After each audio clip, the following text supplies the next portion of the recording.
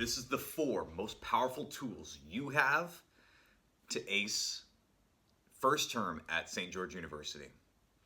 Number 1, pay attention to everything they say in lectures and DLAs.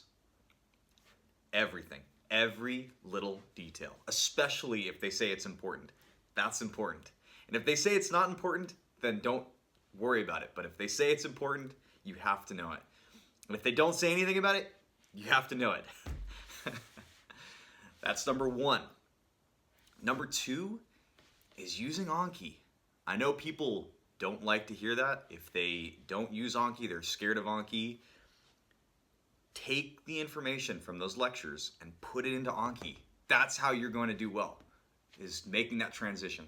Lectures, synthesize it, turn it into Anki. Then review it. Easy as that.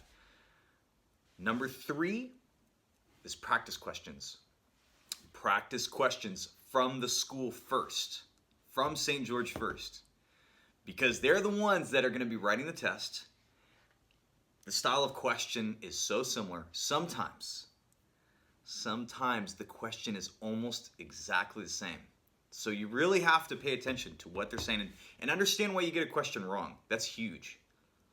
This also includes IMCQs. Any question that you get in a lecture, there's questions in lectures too. Any of those, you should be getting 100%. You don't have to get it the first time. That's not important. But you should understand and not miss that type of question again. That's number 3. Number 4 on how to get an A at St. George Term 1 is toughness.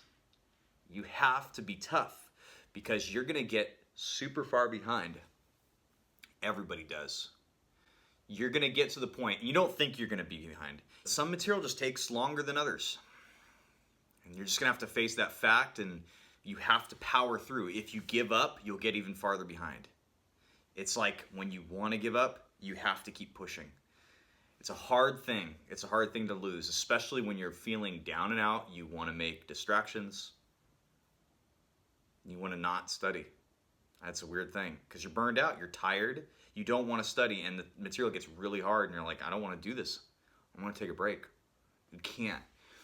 Know when to take breaks, but you can do it. You can do it. Do these 4 things. I believe in you. Now go kick some butt.